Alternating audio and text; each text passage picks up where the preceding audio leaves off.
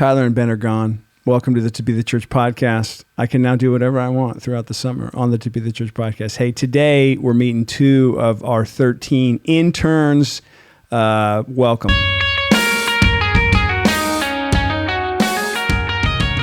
Welcome to the To Be the Church podcast, where we explore what it means to truly be the church in today's culture. Andrew here. I got a little whoop over there. All right. So I have a couple of new, as you know, and this is kind of the first week that the wheels are going to start coming off of To Be the Church, because this is officially airing on June 9th. We're recording this in our To Be the Church fashion at 3:43 p.m. on June 8th. And so somehow within the next 8 hours, Cody's going to make this happen on online. And so YouTube and such. So basically, you guys realize, as To Be the Church listeners, we've been preparing for this, okay? Ben and Tyler are both finally on sabbatical. And so this means that I can do whatever I want on the To Be the Church podcast. And another cool thing, and you guys sent in killer ideas, listeners, very thankful for it.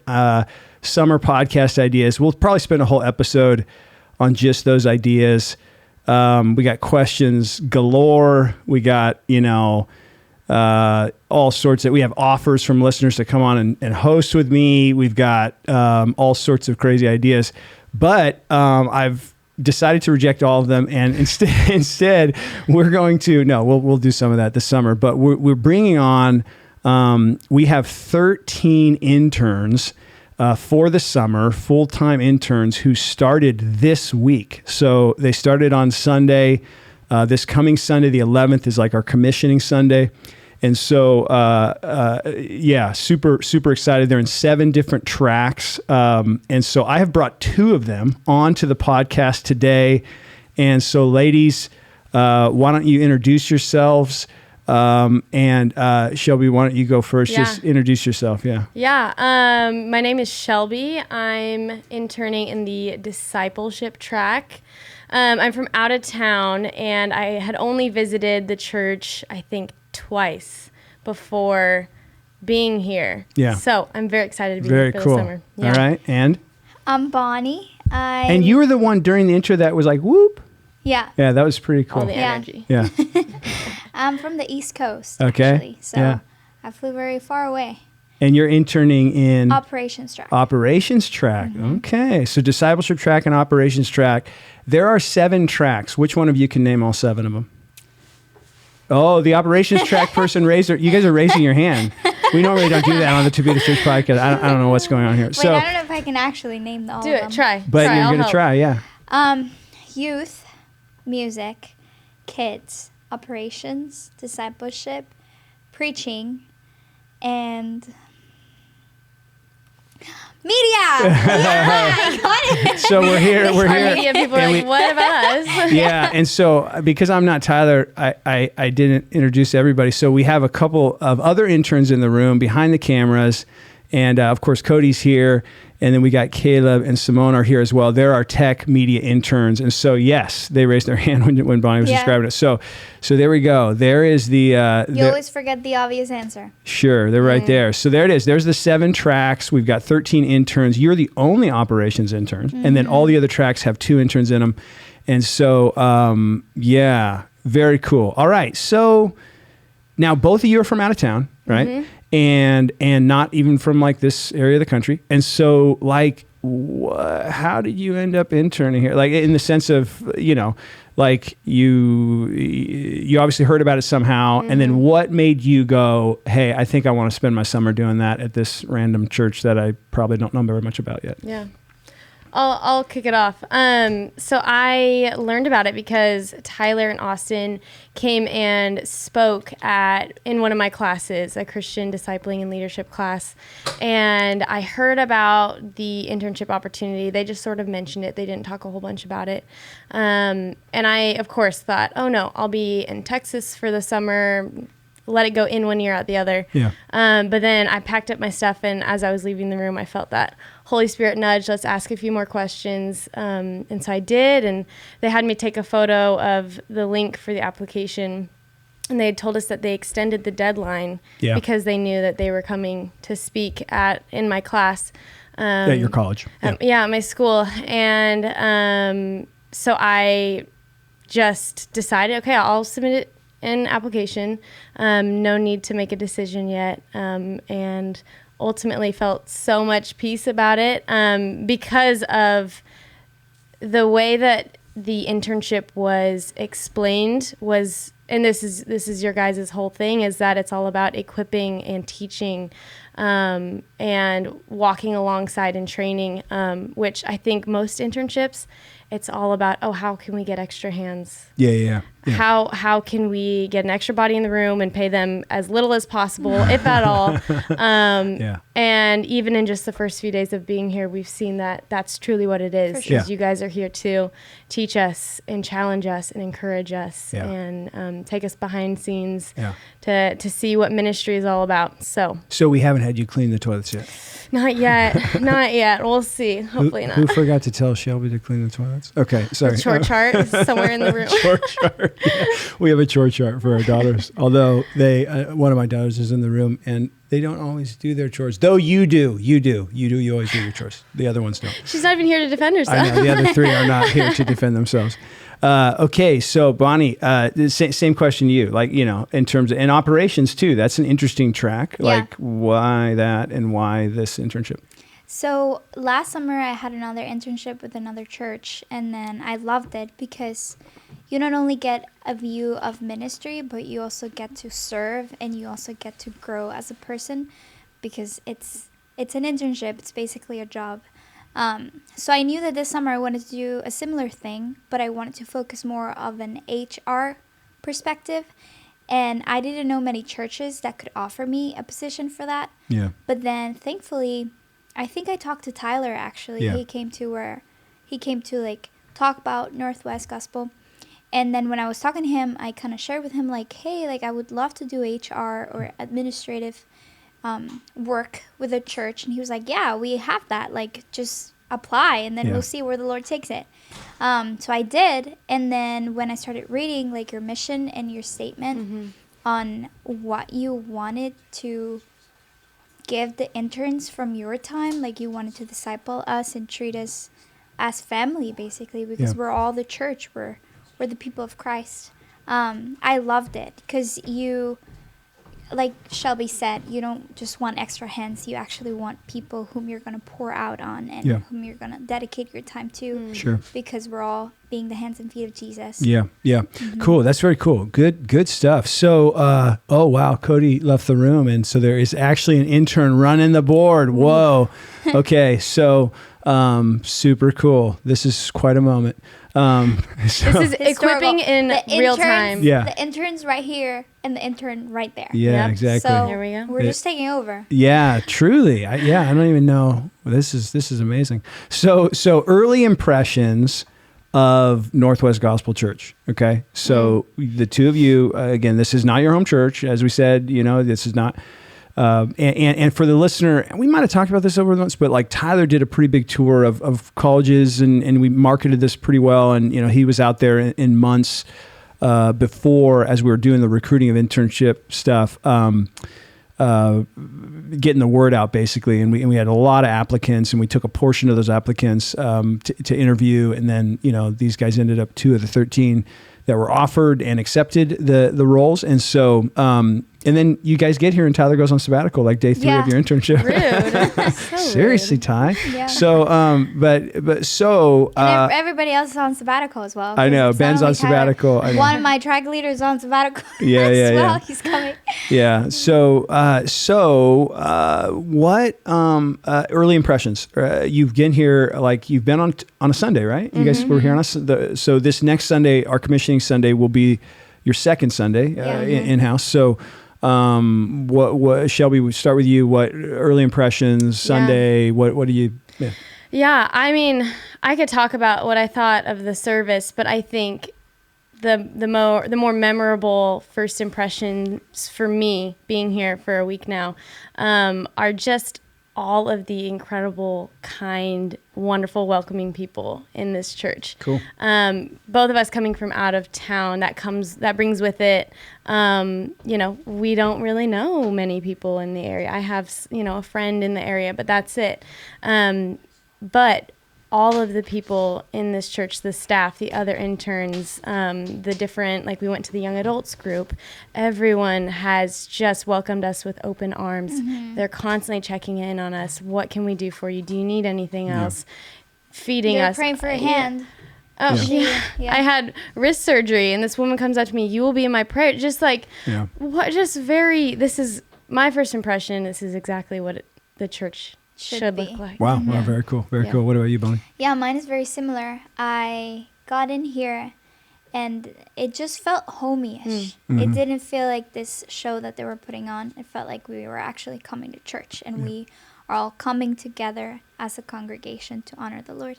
And then the staff is what stood out to me, because I was usually, I'm used to having a staff that's, very focused and, work. Yeah. And not that the staff is not. They're very productive. We don't do any work. Yeah. No, you do. But I've been trying to work on that for years. I'm like, guys, seriously. No, but you're personal. And that's what stood out to me the most, because it wasn't just we're here to work. It's no, we're here to do ministry, and we're here to love on people and the gifts that God has given us. Yeah. So welcoming, genuine, and just... And sorry, I cut you off. Yeah. Dude, that's To Be the Church podcast. If you don't interrupt people, what are we doing here? Yeah, keep going. Yeah. And making sacrifices for us. I mean, my track leader is Courtney, and yesterday, because she dedicated her entire day to myself and my track partner, she only had an hour to get her work done. Yeah.